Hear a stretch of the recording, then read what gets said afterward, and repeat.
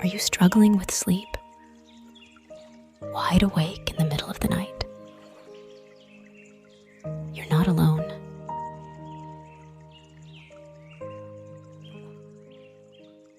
Shall I tell you a story? Look,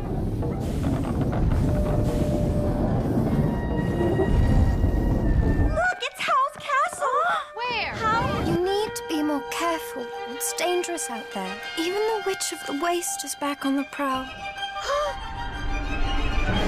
Howl's heart, it's mine! That's really me, isn't it?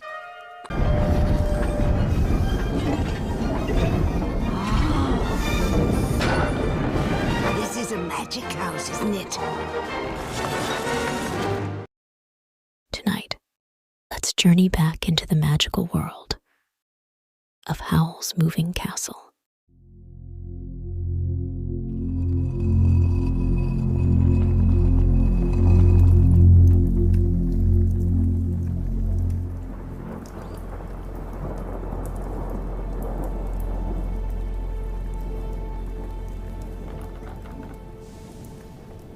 Sophie finished her bread and cheese and set off walking again.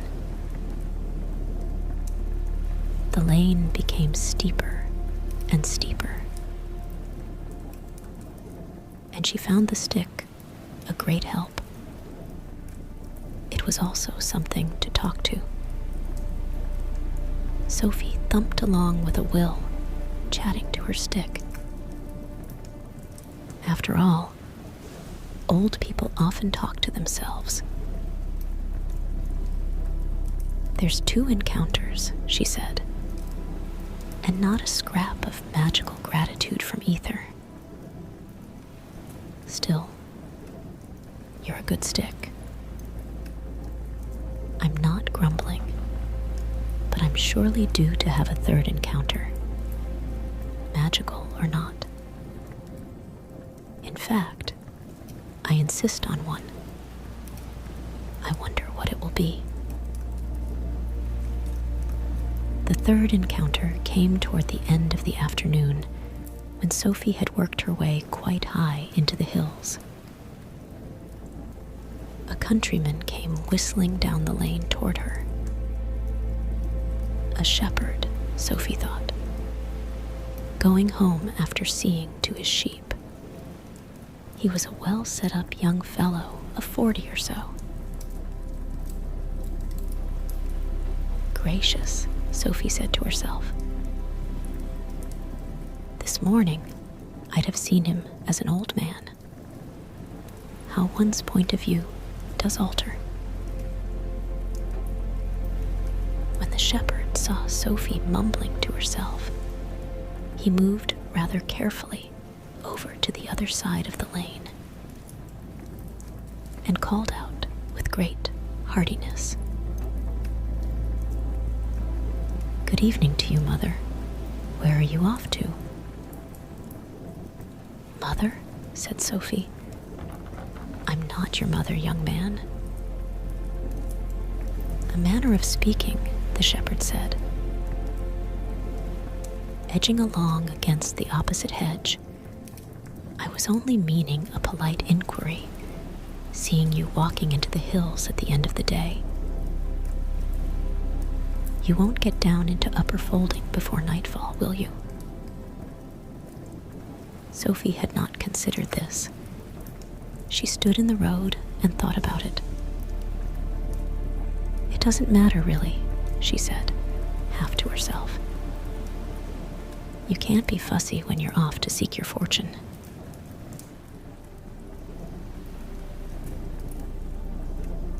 Can't you indeed, Mother, said the shepherd. He had now edged himself downhill of Sophie and seemed to feel better for it.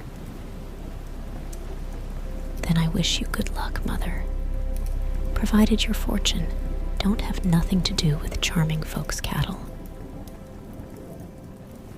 And he took off down the road in great strides, almost running, but not quite. Sophie stared after him indignantly. "He thought I was a witch," she said to her stick. She had half a mind to scare the shepherd by shouting nasty things after him, but that seemed a little unkind. She plugged on uphill, mumbling. Shortly, the hedges gave way to bare banks, and the land beyond became heathery upland, with a lot of steepness beyond that, covered with yellow, rattling grass. Sophie kept grimly on. By now, her knobby old feet ached, and her back, and her knees. She became too tired to mumble, and simply plugged on, panting, until the sun was quite low. And all at once, it became quite clear to Sophie that she could not walk a step further. She collapsed onto a stone by the wayside, wondering what she would do now. "The only fortune I can think of is a comfortable chair," she gasped. The stone proved to be on a sort of headland, which gave Sophie a magnificent view of the way she had come. There was most of the valley spread out beneath her in the setting sun, all fields and walls and hedges, the windings of the river, and the fine mansions of rich people glowing out from clumps of trees, right down to blue mountains in the far distance. Just below her was market chipping. Sophie could look down into its well-known streets. There was Market Square and Cesare's. She could have tossed a stone down the chimney pots of the house next to the hat shop. How near it still is, Sophie told her stick in dismay. All that walking just to get above my own rooftop. It got cold on the stone as the sun went down. An unpleasant wind blew whichever way Sophie turned to avoid it. Now, it no longer seemed so unimportant that she would be out on the hills during the night. She found herself thinking more and more of a comfortable chair and a fireside, and also of darkness and wild animals. But if she went back to market chipping, it would be the middle of the night before she got there. She might just as well go on. She sighed and stood up, creaking. It was awful. She ached all over. I never realized before what old people had to put up with, she panted as she labored uphill. Still, I don't think wolves will eat me. I must be far too dry and tough. That's one comfort. Night was coming down fast now, and the heathery uplands were blue-gray. The wind was sharper. Sophie's panting and the creaking of her limbs were so loud in her ears that it took her a while to notice that some of the grinding and puffing was not coming from herself at all. She looked up blurrily. Wizard Howl's castle was rumbling and bumping toward her across the moorland. Black smoke was blowing up in clouds from behind its black battlements. It looked tall and thin and heavy and ugly and very sinister indeed. Sophie leaned on her stick and watched it. She was not particularly frightened. She wondered how it moved. the main thing in her mind was that all that smoke must mean a large fireside, somewhere inside those tall black walls. Well, why not? She said to her stick. Wizard Howl is not likely to want my soul for his collection. He only takes young girls. She raised her stick and waved it imperiously at the castle. Stop, she shrieked. The castle obediently came to a rumbling, grinding halt about 50 feet uphill from her. Sophie felt rather gratified as she hobbled toward it. There was a large black door in the black wall, facing Sophie, and she made for that, hobbling briskly. The castle was uglier than ever close to. It was far too tall for its height, and not a very regular shape. As far as Sophie could see in the growing darkness, it was built of huge black blocks, like coal. And like coal, the blocks were all different shapes and sizes. Chill breathed off these blocks as she got closer, but that failed to frighten Sophie at all. She just thought of chairs and firesides and stretched her hand out eagerly to the door. Her hand could not come near it. Some invisible wall stopped her hand about a foot from the door. Sophie prodded at it with an irritable finger. When that made no difference, she prodded with her stick. The wall seemed to be all over the door from as high as her stick could reach, and right down to the heather sticking out from under the doorstep. Open up, Sophie cackled at it.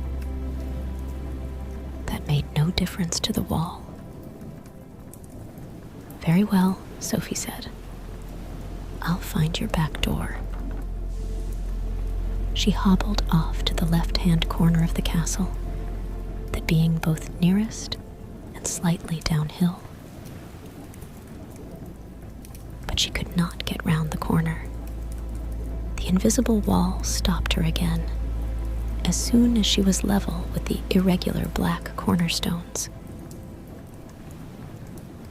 At this, Sophie said a word she had learned from Martha, that neither old ladies nor young girls are supposed to know, and stumped uphill and anti-clockwise to the castle's right-hand corner. There was no barrier there.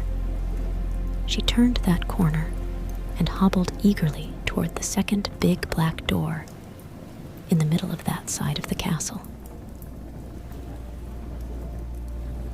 There was a barrier over that door, too. Sophie glowered at it. I call that very unwelcoming, she said. Black smoke blew down from the battlements in clouds. Sophie coughed. Now she was angry. She was old, frail, chilly, and aching all over. Night was coming on, and the castle just sat and blew smoke at her. I'll speak to Howl about this, she said, and set off fiercely to the next corner. There was no barrier there. Evidently, you had to go round the castle anti-clockwise. But there, a bit sideways in the next wall, was a third door. This one was much smaller and shabbier. The back door at last, Sophie said. The castle started to move again as Sophie got near the back door. The ground shook, the wall shuddered and creaked, and the door started to travel away sideways from her. "Oh, no, you don't," Sophie shouted. She ran after the door and hit it violently with her stick.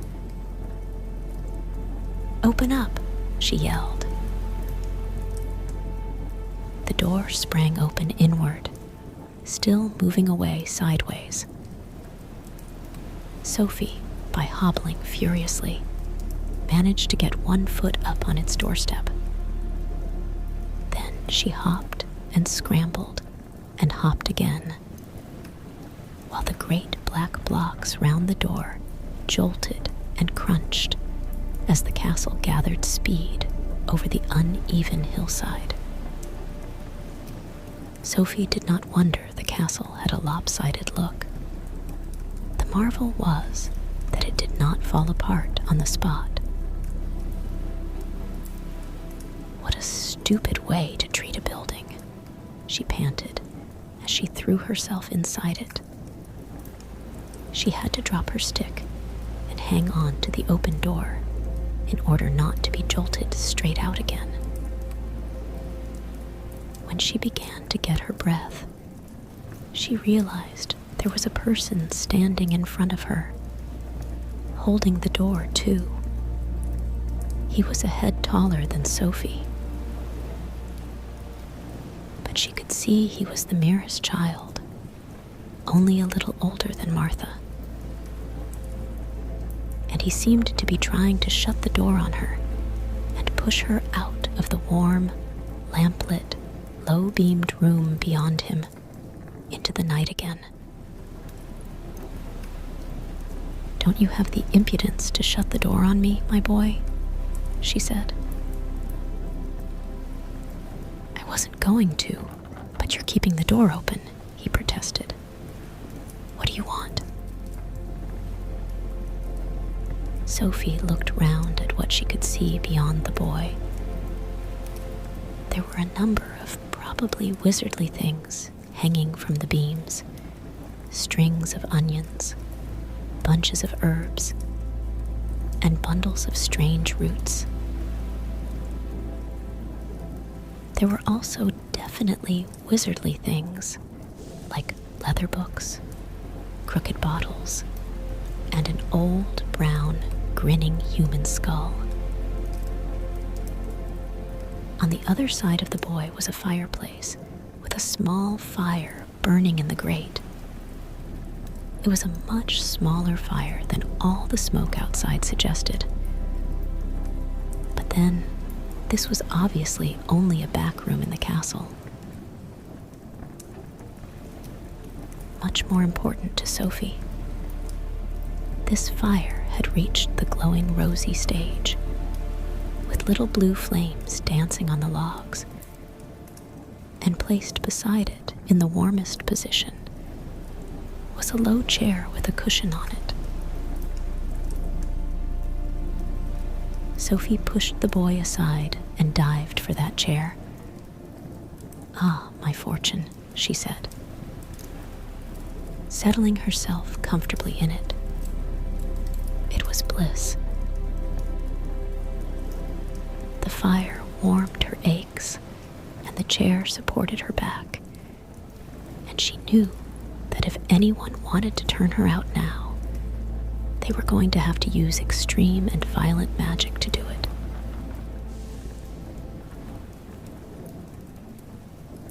The boy shut the door. Then he picked up Sophie's stick and politely leaned it against the chair for her. Sophie realized that there was now no sign at all that the castle was moving across the hillside. Not even the ghost of a rumble or the tiniest shaking. "How odd. Tell Wizard Howl," she said to the boy, "that this castle's going to come apart round his ears if it travels much further.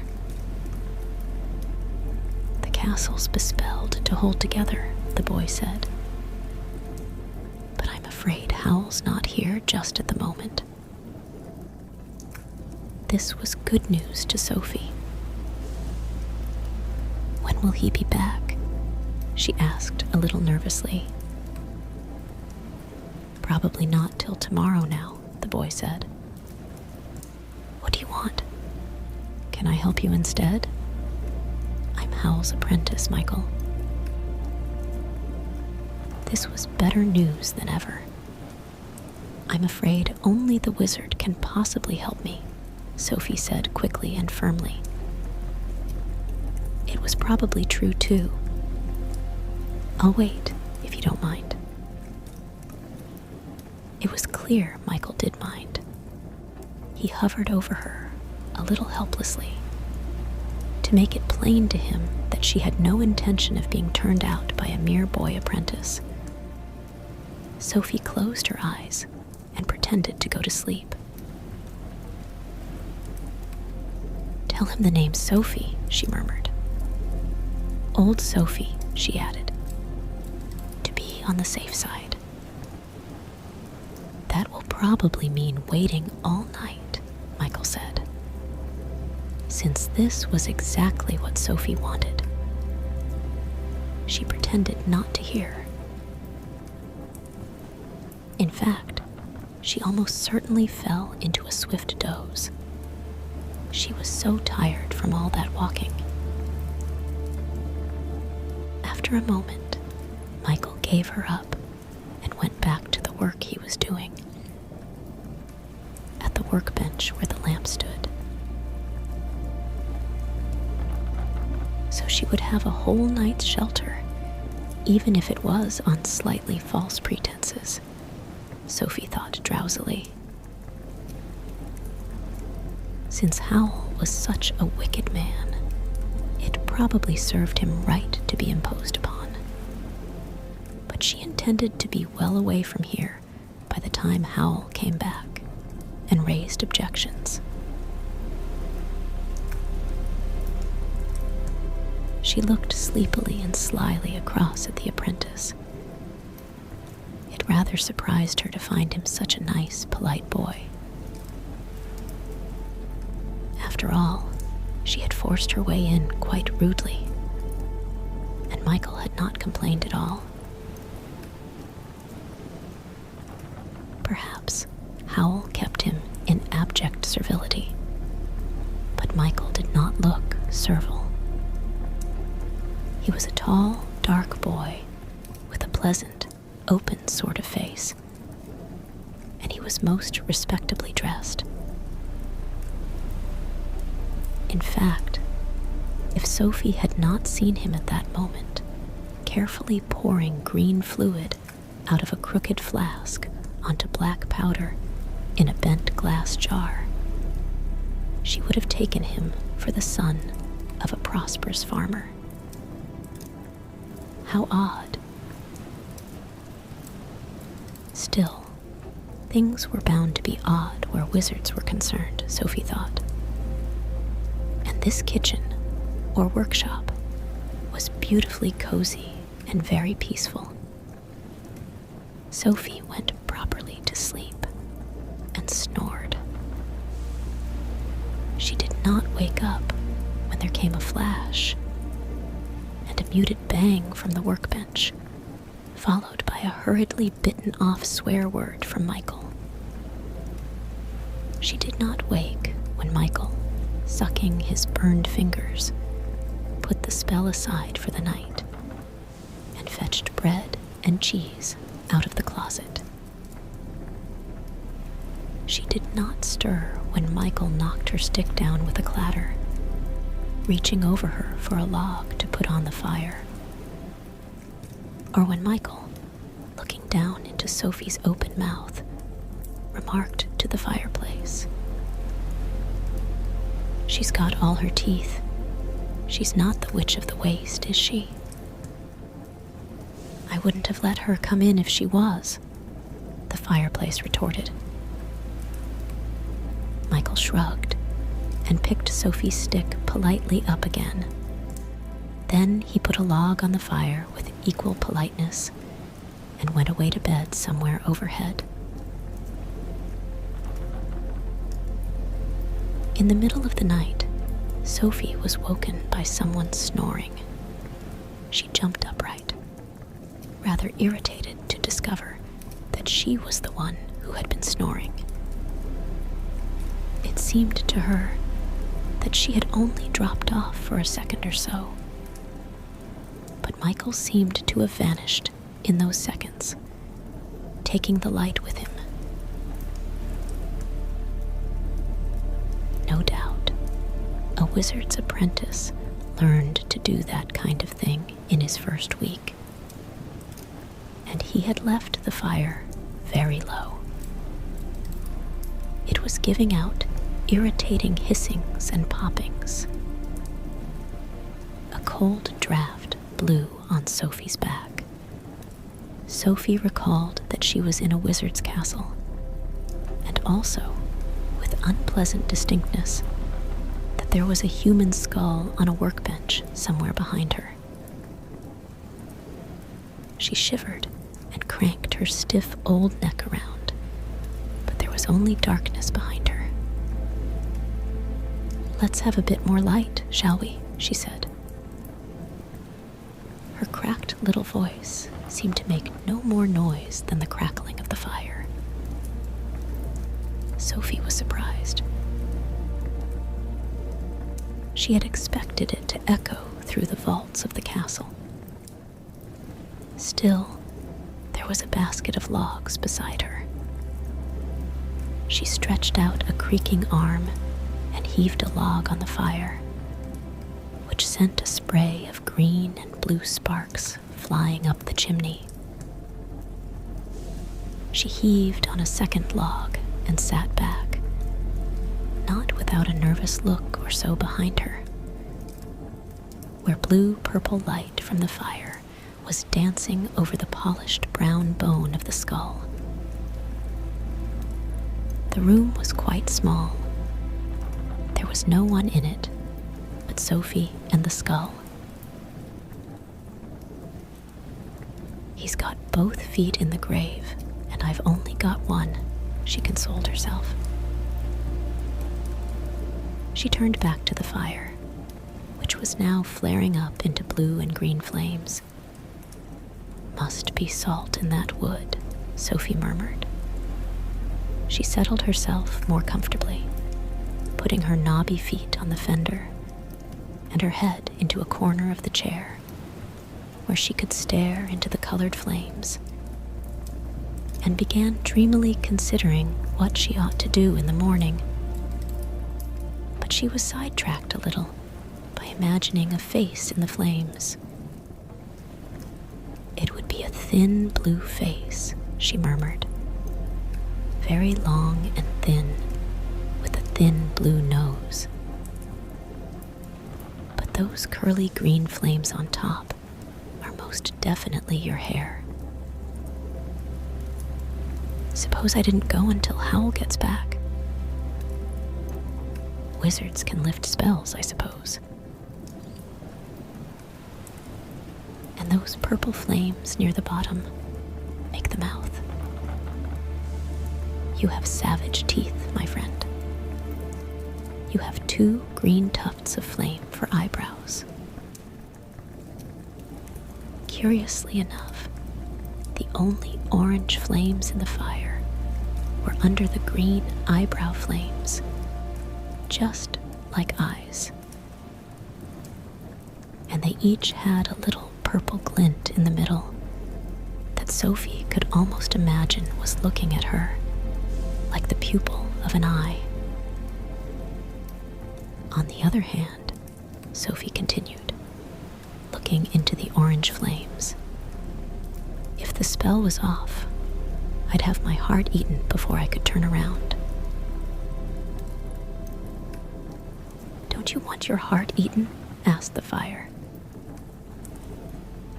It was definitely the fire that spoke. Sophie saw its purple mouth move as the words came. Its voice was nearly as cracked as her own, full of the spitting and whining of burning wood. Naturally I don't, Sophie answered. What are you? A fire demon, answered the purple mouth. There was more whine than spit to its voice as it said, I'm bound to this hearth by contract. I can't move from this spot.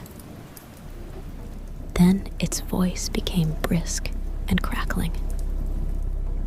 And what are you? It asked. I can see you're under a spell.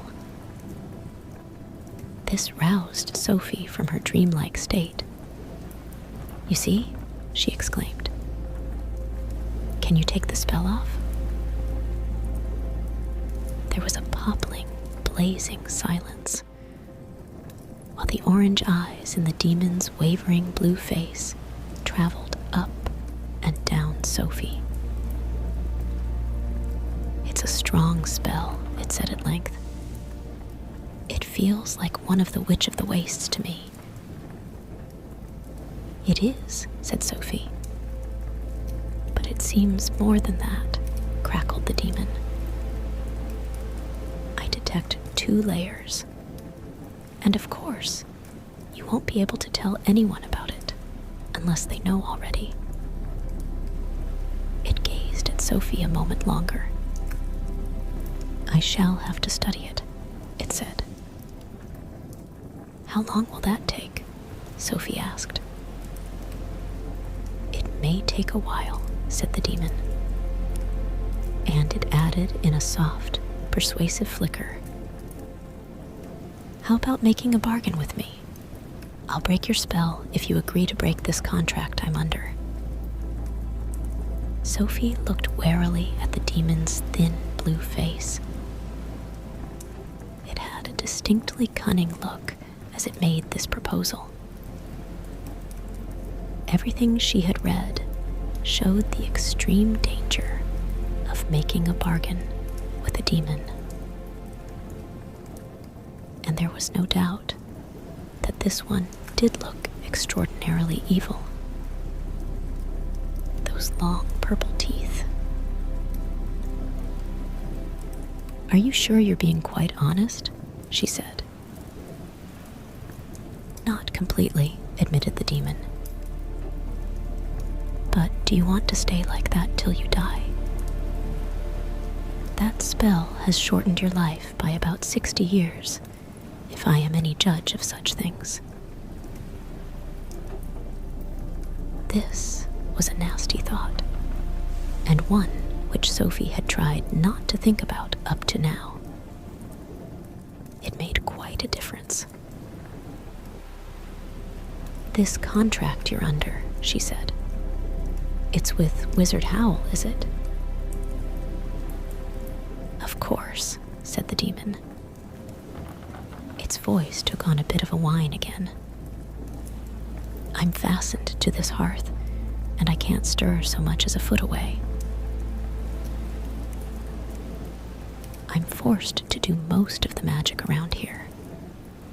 I have to maintain the castle and keep it moving, and do all the special effects that scare people off, as well as anything else Howl wants. Howl's quite heartless, you know. Sophie did not need telling that Howl was heartless. On the other hand, the demon was probably quite as wicked. Don't you get anything out of this contract at all? She said. I wouldn't have entered into it if I didn't, said the demon, flickering sadly. But I wouldn't have done if I'd known what it would be like. I'm being exploited. In spite of her caution, Sophie felt a good deal of sympathy for the demon. She thought of herself making hats for Fanny, while Fanny went gadding. All right, she said. What are the terms of the contract? How do I break it? An eager purple grin spread across the demon's blue face. You agree to a bargain? If you agree to break the spell on me, Sophie said, with a brave sense of saying something fatal. Done, cried the demon, his long face leaping gleefully up the chimney. I'll break your spell the very instant you break my contract. Then tell me how I break your contract, Sophie said. Then the orange eyes glinted at her and looked away. I can't. Part of the contract is that neither the wizard nor I can say what the main clause is. Sophie saw that she had been tricked. She opened her mouth to tell the demon that it could sit in the fireplace until doomsday in that case. The demon realized she was going to. Don't be hasty, it crackled. You can find out what it is if you watch and listen carefully. I implore you to try. The contract isn't doing either of us any good in the long run. And I do keep my word. The fact that I'm stuck here shows that I keep it. It was in earnest, leaping about on its logs in an agitated way. Sophie again felt a great deal of sympathy.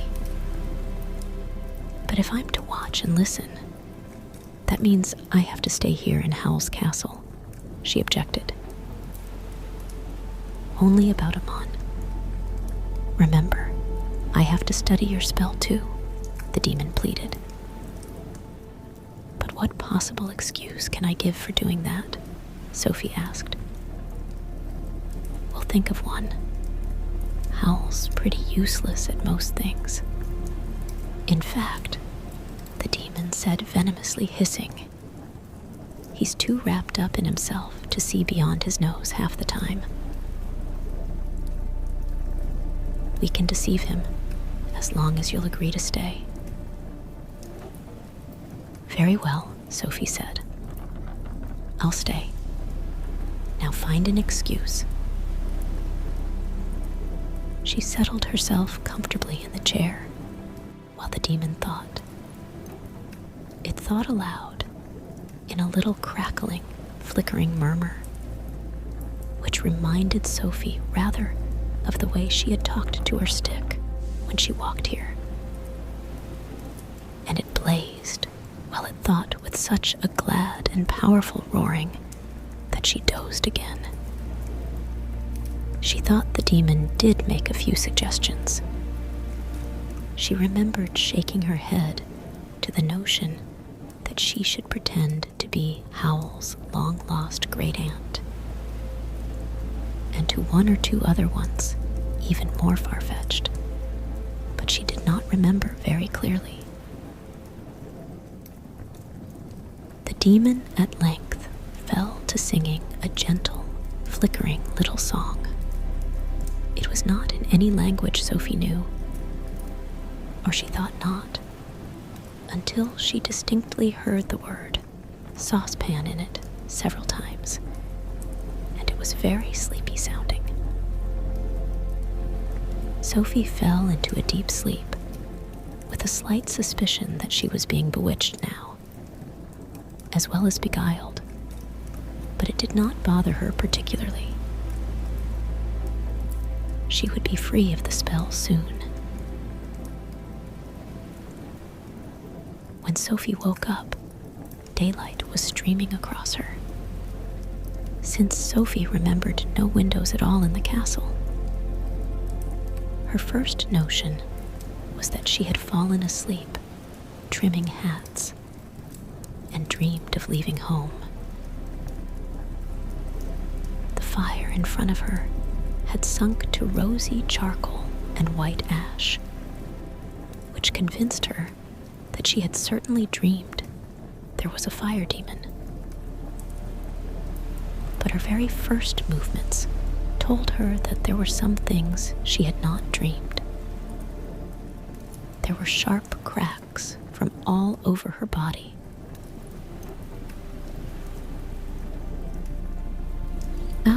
she exclaimed. "I ache all over." The voice that exclaimed was a weak, cracked piping. She put her knobby hands to her face and felt wrinkles. At that, she discovered she had been in a state of shock all yesterday. She was very angry indeed with the Witch of the Waste for doing this to her. Hugely, enormously angry. Sailing into shops and turning people old, she exclaimed. Oh, what I won't do to her. Her anger made her jump up in a salvo of cracks and creaks and hobble over to the unexpected window. It was above the workbench. To her utter astonishment, the view from it was a view of a dockside town. She could see a sloping, unpaved street lined with small, rather poor-looking houses and masts sticking up beyond the roofs. Beyond the masts, she caught a glimmer of the sea, which was something she had never seen in her life before. "Wherever am I?" Sophie asked the skull standing on the bench. "I don't expect you to answer that, my friend," she added hastily, remembering this was a wizard's castle, and she turned round to take a look at the room.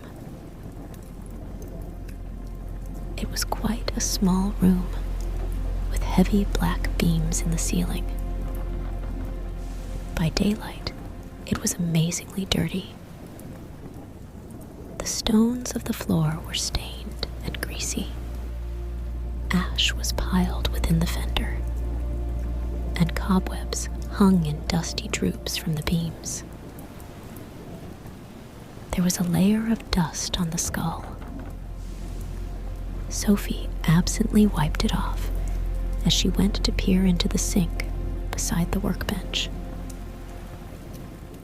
She shuddered at the pink and gray slime in it, and the white slime dripping from the pump above it. Howl obviously did not care what squalor his servants lived in. The rest of the castle had to be beyond one or other of the 4 low black doors around the room. Sophie opened the nearest, in the end wall beyond the bench. There was a large bathroom beyond it.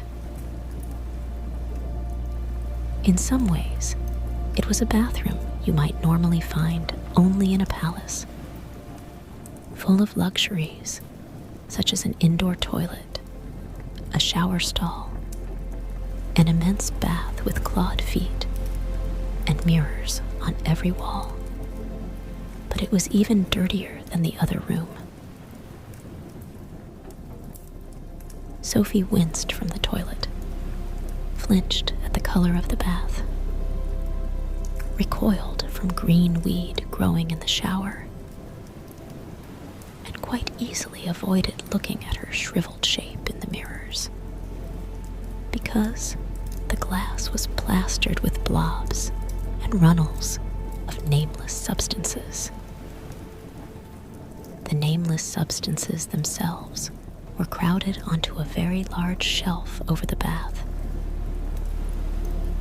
They were in jars, boxes, tubes, and hundreds of tattered brown packets and paper bags. The biggest jar had a name. It was called Drying Power in crooked letters. Sophie was not sure whether there should be a D in that or not. She picked up a packet at random. It had skin scrawled on it, and she put it back hurriedly. Another jar said eyes in the same scrawl. A tube stated for decay.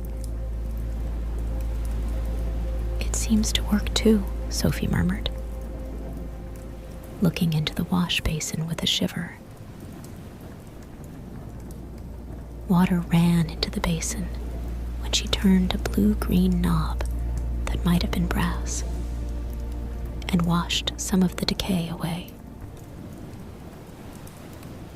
Sophie rinsed her hands and face in the water without touching the basin, but she did not have the courage to use drying power. She dried the water with her skirt and then set off to the next black door. That one opened onto a flight of rickety wooden stairs. Sophie heard someone move up there and shut the door hurriedly. It seemed only to lead to a sort of loft anyway. She hobbled to the next door. By now, she was moving quite easily. She was a hale old woman, as she had discovered yesterday. The third door opened onto a poky backyard with high brick walls. It contained a big stack of logs and higgledy-piggledy heaps of what seemed to be scrap iron. Wheels, buckets, metal sheeting, wire, mounded almost to the tops of the walls. Sophie shut that door too, rather puzzled, because it did not seem to match the castle at all. There was no castle to be seen above the brick walls. They ended at the sky. Sophie could only think that this part was round the side where the invisible wall had stopped her the night before. She opened the fourth door, and it was just a broom cupboard, with two fine but dusty velvet cloaks hanging on the brooms. Sophie shut it again, slowly. The only other door was in the wall with the window, and that was the door she had come in by last night. She hobbled over and cautiously opened that. She stood for a moment, looking out at a slowly moving view of the hills, watching Heather slide past underneath the door, feeling the wind blow her wispy hair, and listening to the rumble and grind of the big black stones as the castle moved. Then she shut the door and went to the window. And there was the seaport town again. It was no picture. A woman had opened a door opposite and was sweeping dust into the street. Behind that house, a grayish canvas sail was going up a mast in brisk jerks, disturbing a flock of seagulls into flying round and round against the glimmering sea. "I don't understand," Sophie told the human skull. Then, because the fire looked almost out, she went and put on a couple of logs and raked away some of the ash. Green flames climbed between the logs, small and curly, and shot up into a long blue face with flaming green hair.